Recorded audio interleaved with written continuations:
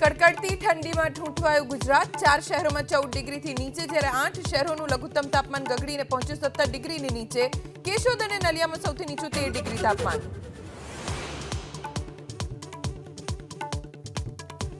પુડુચેરીના કરાઈકલ અને તમિલનાડુના મહાબલીપુરમ વચ્ચે દરિયામાં ફેંગલ વાવાઝોડાનું લેન્ડફોલ દરમિયાન 90 કિલોમીટર પ્રતિ કલાકની ઝડપે ફૂંકાયો પવન। ભારે પવનથી ઠેર ઠેર તારાજી।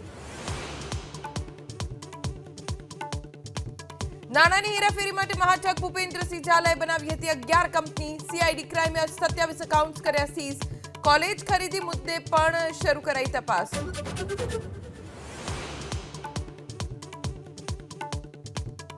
મુખ્યમંત્રીના ચહેરાની મથામણ વચ્ચે મહારાષ્ટ્રમાં 5 ડિસેમ્બરે નવી સરકારનો શપથ ગ્રહણ સમારોહ। સાંજે 5 વાગે આઝાદ મેદાનમાં યોજાશે શપથ ગ્રહણ। પ્રધાનમંત્રી મોદી રહેશે ઉપસ્થિત।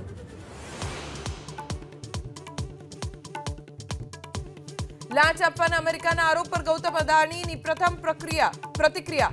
કહ્યું, ફોરેન કરપ્ટ પ્રેક્ટિસ એક્ટમાં અદાણી ગ્રુપનો કોઈ આરોપી નહીં, પડકારોથી વધુ મજબૂત બનીશું। હવે અમદાવાદ એરપોર્ટથી સીધા જઈ શકાશે કચ્છ રણોત્સવ। જીએસઆરટીસીએ શરૂ કરી સ્પેશિયલ વોલ્વો બસ।